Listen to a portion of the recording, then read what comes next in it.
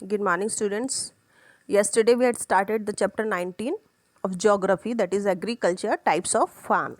In the first part, we discussed about that what is agriculture and which factors influence the agriculture. है ना? These were climate, soil relief and other factors. And we also discussed about the types of farming.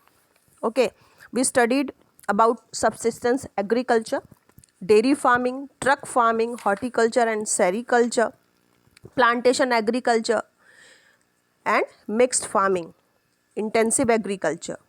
Okay, now today we will discuss about the organic farming, commercial agriculture, extensive commercial agriculture, cooperative farming, collective farming and state farming. So let's start with organic farming.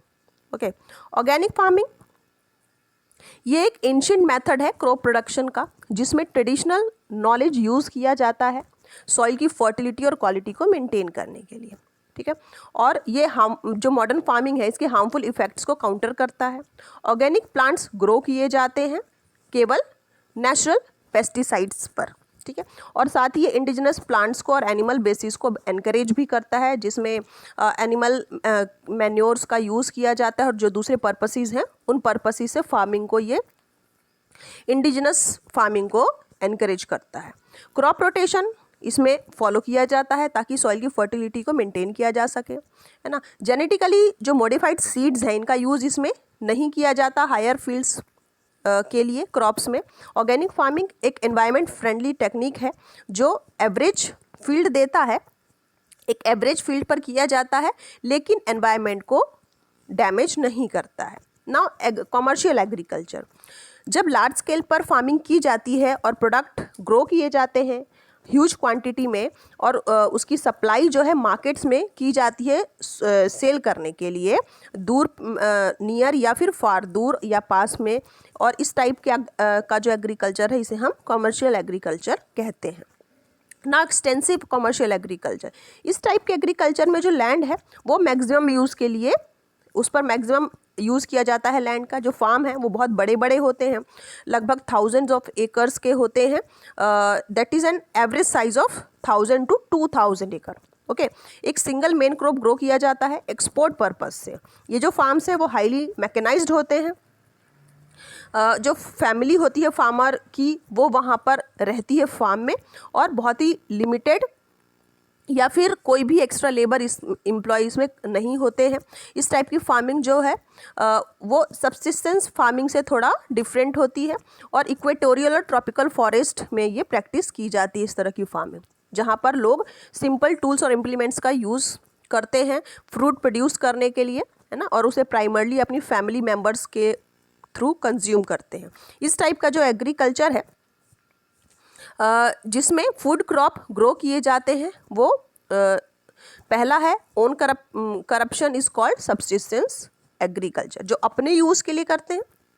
जो crops हैं वो agriculture जो है जब family members के use के लिए किया जाता है तो वो सब्सिस्टेंस एग्रीकल्चर कहलाता है. ठीक है, जो सब्सिस्टेंस एग्रीकल्चर है उसमें 3 टाइप्स के एग्रीकल्चरल प्रैक्टिसेस हैं, है ना. उसमें कौन कौन से हैं? Nomadic herding, shifting cultivation and intensive agriculture. Okay, nomadic herding क्या है? नोमैडिक हर्डिंग जो है one of the oldest occupation है पीपल का. ये वो लोग इसे प्रैक्टिस करते थे जो कैटल, शीप, गोट, याक और कैमल को रेयर किया करते थे. ये पीपल अपने एनिमल वेल्थ के साथ एक रीजन से दूसरे रीजन में फॉडर और पेस्चर या फिर ग्रासलैंड की सर्च में जाते थे. ये जो प्रैक्टिस है वो वेस्ट और central Asia, east and south west Africa और सहारा डेजर्ट, नॉर्थ यूरेशिया में पाया जाता है. ये लोग जो होते हैं वो नोमैडिक हर्डिंग को प्रैक्टिस करते हैं. वो बहुत ही टफ लाइफ लीड करते हैं, उनका जीवन जो है बहुत कठिन होता है. शिफ्टिंग एग्रीकल्चर क्या है? इसे स्लैश एंड बर्न एग्रीकल्चर भी कहा जाता है. ये एक प्रिमिटिव मेथड है फार्मिंग का जिसमें ट्राइब लिविंग्स जो हैं इक्वेटर और ट्रॉपिक्स के पास जो लोग रहते हैं वो इस तरह की मेथड प्रैक्टिस करते हैं। इस मेथड में जो लोग होते हैं वो फॉरेस्ट को पहले क्लियर करते हैं, कट करते हैं, क्लियर करते हैं, फिर जो रिक्वायर्ड एरिया होता है उसको बर्न कर देते हैं। जो ऐश उसमें से निकलता है, जो राख बच जाती है, उसको सॉइल में मिक्स कर देते हैं और ये सॉइल की फर्टिलिटी को इंक्रीज़ करता है। और फिर यहाँ जो क्लियर पैचेस हैं यहाँ पर क्रॉप्स ग्रो किए जाते हैं 2 या 3 साल के लिए। फिर उसको लैंड को वो छोड़ देते हैं फर्टाइल होने के लिए। फिर 2 या 3 साल के बाद फार्मर जो हैं वो नए फॉरेस्ट में जाते हैं, नए फॉरेस्ट को क्लियर करते हैं और वहाँ पर भी इसी तरह का प्रोसेस कंटिन्यू करते हैं। शिफ्टिंग एग्रीकल्चर को डिफरेंट नाम से डिफरेंट पार्ट में, वर्ल्ड के डिफरेंट पार्ट में अलग अलग नामों से जाना जाता है, जैसे कि सेंट्रल अमेरिका और जो कुछ पार्ट्स हैं अमेरिका में, अफ्रीका के, वहाँ पर इसे मिलीपा कहा जाता है। वेनेजुएला में इसे कोंकुओ कहा जाता है।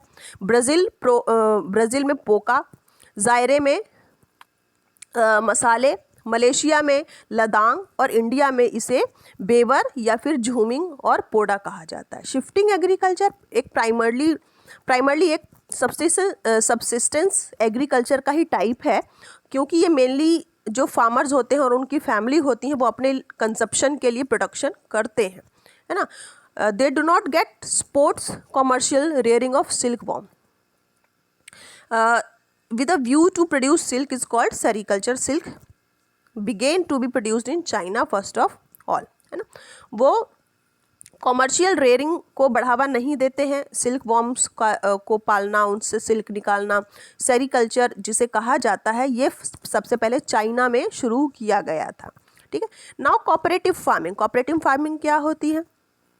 जब जो फार्मर्स होते हैं अपने रिसोर्स को शेयर करते हैं और मैनेज करते हैं with the help of loans from cooperative bank, और कोऑपरेटिव बैंक से लोन लेते हैं। तो इस तरह की जो फार्मिंग है वो कोऑपरेटिव फार्मिंग कहलाती है। ये डेंसली पॉपुलेटेड कंट्रीज़ में प्रैक्टिस किया जाता है जहाँ पर फार्म बहुत छोटे छोटे होते हैं। इस केस में जो फार्मिंग है वो इंडिविजुअल फार्मर बहुत ही इकोनॉमिकल ढंग से नहीं करता है ना। प्रोडक्शन की कॉस्ट को मिनिमाइज़ करने के लिए जो फार्मर्स हैं वो फार्मिंग एक्टिविटीज़ को अपने में डिवाइड कर लेते हैं।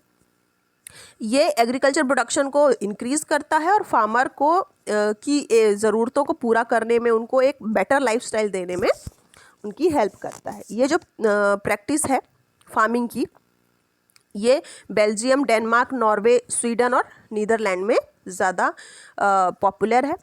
इन कंट्रीज़ में जो फार्मर्स होते हैं वो मशीनरी या तो परचेस करते हैं या फिर हायर करते हैं, और हाई क्वालिटी की सीड्स, फर्टिलाइज़र्स और उनका सेलिंग का अरेंजमेंट, है ना, प्रोड्यूस जो ग्रो करते हैं उनको सेल करना मार्केट में, ये सब कुछ वो एक दूसरे के हेल्प से करते हैं। कॉपरेशन जो है इसमें की फीचर होता है इस तरह की फार्मिंग के सक्सेस के लिए।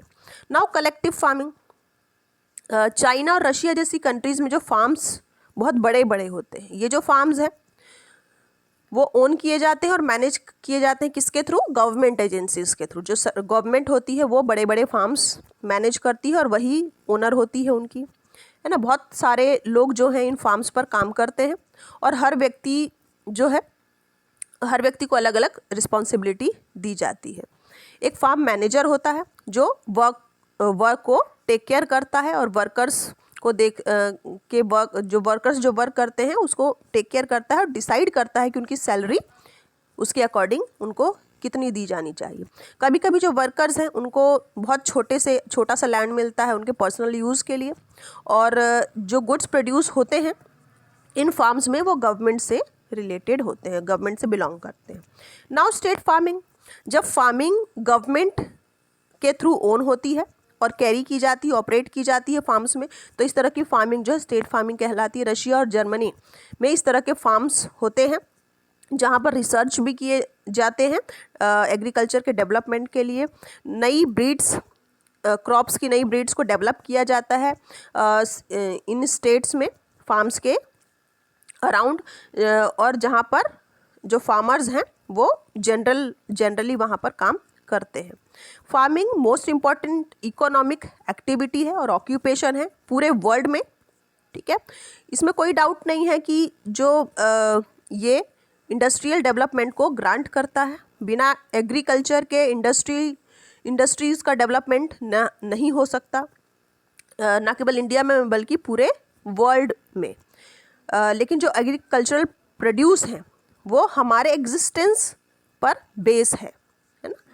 अगर एग्रीकल्चरल प्रोड्यूस अच्छे हैं तो हमारी लाइफस्टाइल भी बेटर होती है।